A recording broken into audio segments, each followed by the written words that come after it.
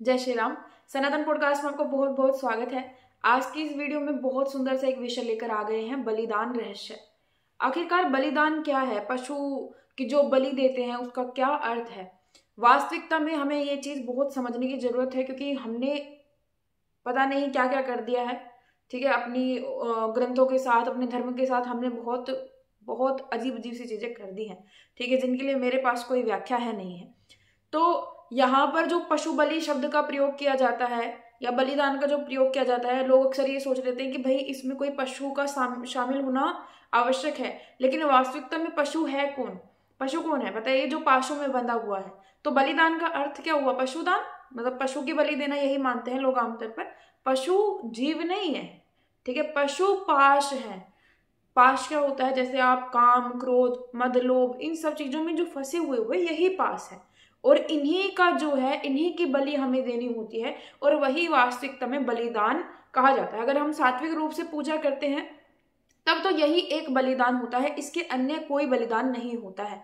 ठीक है, और जो लोग वास्तविकता में बलिदान कर रहे हैं वो समझ जाइए कि आप वो तामसिक पूजा कर रहे हैं, वो उनके अंदर सात्विकता है ही नहीं। तो यहाँ पर मेरे पास एक लेखन है, स्वामी श्री दयानंद जी महाराज ने ये लिखा हुआ है। उन्होंने वास्तविकता में बलिदान का क्या अर्थ है वो समझाया हुआ है।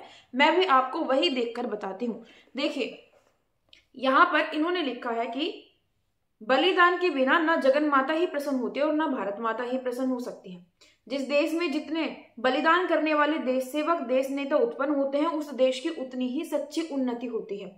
ठीक है, तो बलिदान का इन्होंने बहुत महत्व बताया है। लेकिन बलिदान है क्या वास्तविकता में, ये समझने का हमारा प्रयास है। यहाँ पे सबसे उत्तम कोटि का बलिदान जो है 4 प्रकार के बताए गए हैं। ठीक है, बलिदान 4 प्रकार के होते हैं। आप किस तरीके से बलिदान दे सकते हैं।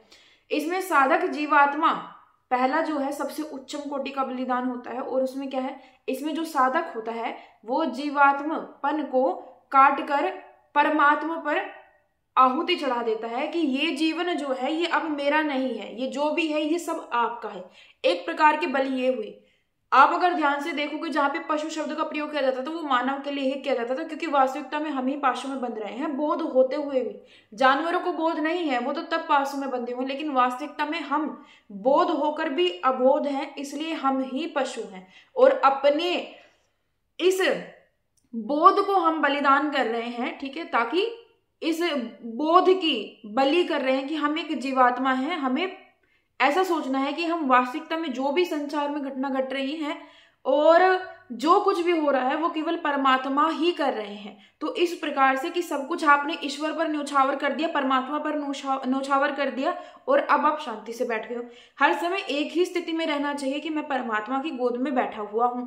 उससे आपको ना तो कोई चिंता होगी ना कुछ होगा। ठीक है, वास्तविकता में जो इस अर्थ को सही से लेंगे उनकी बात कर रही हूं। अब इस बलिदान के द्वारा परमात्मा से अज्ञानवश जीवात्मा की जो पृथकता दिखती है वह एक बारगी ही नष्ट हो जाती है और साधक स्वरूप स्थित होकर अद्वितीय ब्रह्म का साक्षात्कार करता है।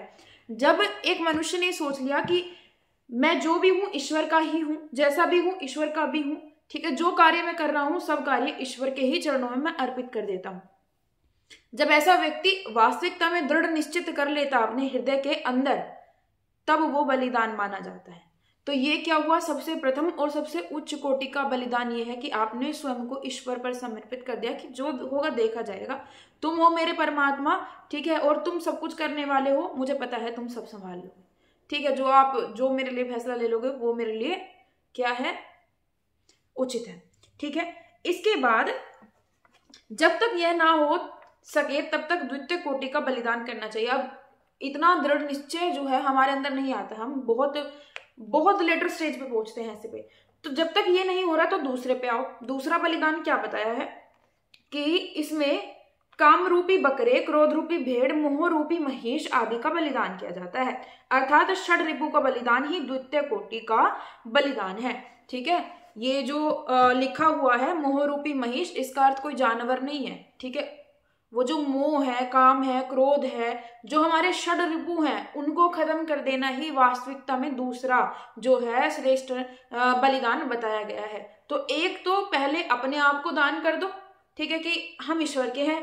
दूसरा बलिदान क्या हो गया कि आपके जो षड रिपु हैं, जो आपको काम क्रोध लालच है, उसको आप समाप्त कर दो। ठीक है, दूसरा बलिदान ये हो गया। अब तृतीय कोटि में इतना ना हो सकने पर भी अगर किसी से ये भी नहीं हो रहा है तो क्या करना चाहिए, इंद्रिय प्रिय, अगर इंद्री मतलब कोई आपको बहुत ही प्यारी वस्तु है, बहुत प्यारी वस्तु है आपकी, उसको बलिदान कर दो।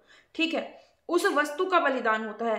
प्रत्येक विशेष पूजा के अंत में जिसको जिस वस्तु पर लोभ है उसका बलिदान अर्थात संकल्प पूर्वक त्याग कर देना चाहिए कि अब मुझे ये चाहिए ही नहीं जीवन में वापस। मतलब ये नहीं कि मैंने दान कर दिया लेकिन मेरे मन में है कि हाय मेरी प्यारी वस्तु चली गई, ऐसा नहीं करना है। संकल्प पूर्वक त्याग कर देना चाहिए, यानी कि हृदय से, बुद्धि से, मस्तिष्क से उस चीज को निकाल देना चाहिए जो भी आपकी बहुत प्रिय वस्तु हो।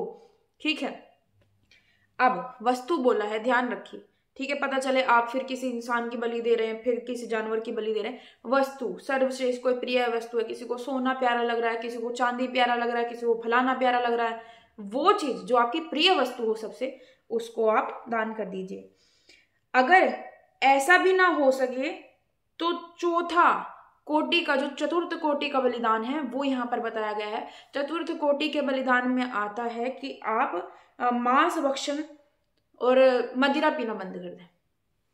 ठीक है, जिसने ये भी सोच लिया कि मुझे मांस भक्षण नहीं करना, मुझे मांसाहारी नहीं होना है, ठीक है, मतलब मांस नहीं खाना है, और मद्यपान यानी कि मदिरा नहीं पीनी है, ठीक है, ये संकल्प ले लें आप, वो भी एक तरीके का बलिदान हुआ।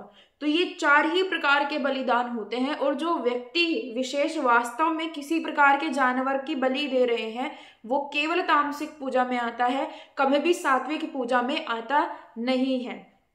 यहाँ पर एक सच्ची घटना बताई गई है कि किस प्रकार माता ने स्वयं बलिदान को उपयुक्त नहीं समझा है।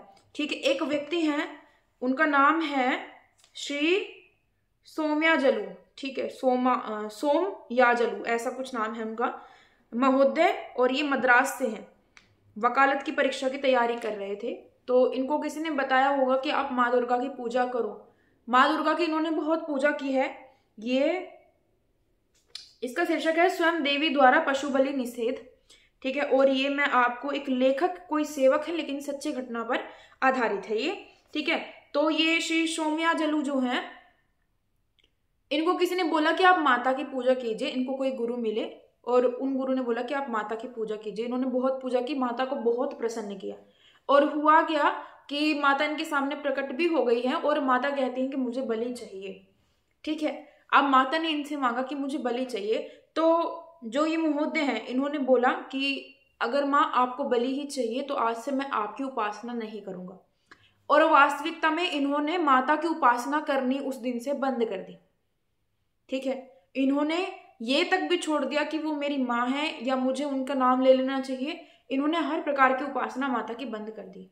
तब माता बाद में प्रकट होती है और कहती है कि मैंने केवल तुम्हारी परीक्षा के लिए ये सब किया था, पशु बलि मांगी थी, लेकिन मैं ये प्रसन्न हूं कि यहाँ पर सीधे शब्द लिखे हुए, मुझे इस बात से बड़ी प्रसन्नता है कि तुम इस कठिन परीक्षा में उत्तीर्ण हुए, मेरी उपासना को त्याग दिया किंतु पशु बलि देना स्वीकार न किया।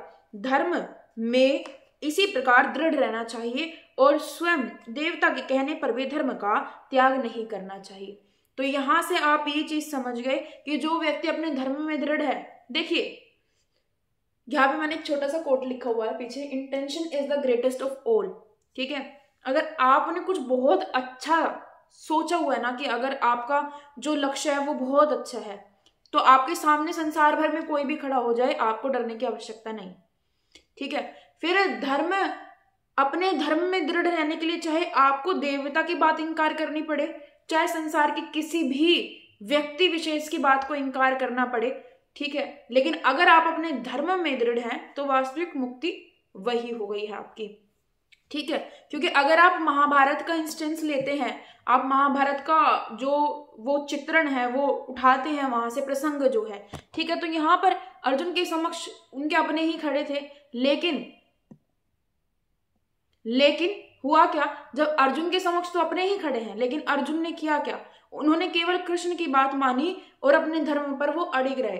तो केवल धर्म में जो व्यक्ति अड़िग है, ठीक है, चाहे फिर उसके सामने पूरी दुनिया भी आ जाए, उसको अपना धर्म भ्रष्ट नहीं करना, केवल यही बात होती है। तो मैंने आज की वीडियो में बताया कि किस किस प्रकार के बलिदान बोले गए हैं, वास्तविकता में बलिदान का क्या अर्थ है। पशु बलि को माता ने खुद निषेध किया है, तो देवी देवता कभी भी पशु बलि नहीं मांगते हैं, ठीक है। और खुद सोचिए कि जिस ईश्वर ने सबको बनाया है तो सब उसकी ही संतान हुए, कोई अपनी संतान की बलि कैसे मांग सकता है, ठीक है। एक बार पुत्र जो है कुपुत्र हो सकता है, लेकिन माता कभी कुमाता नहीं होती है। कोई भी माता नहीं चाहेगी कि वो अपने ही बच्चों की बलि मांग ले। कोई भी देवता, पालन पोषण करने वाला माँ ही हो गई, चाहे वो देवता है चाहे देवी है, ठीक है, वो भी नहीं चाहेंगे कि हमारे किसी भी बच्चे को जरा सा भी, इतना सा भी चोट पहुंचे, ठीक है। उम्मीद करती हूँ आपको ये वीडियो अच्छा लगा होगा। आज की वीडियो में इतना ही। आप सभी को जय श्री राम। वीडियो देखने के लिए बहुत बहुत धन्यवाद।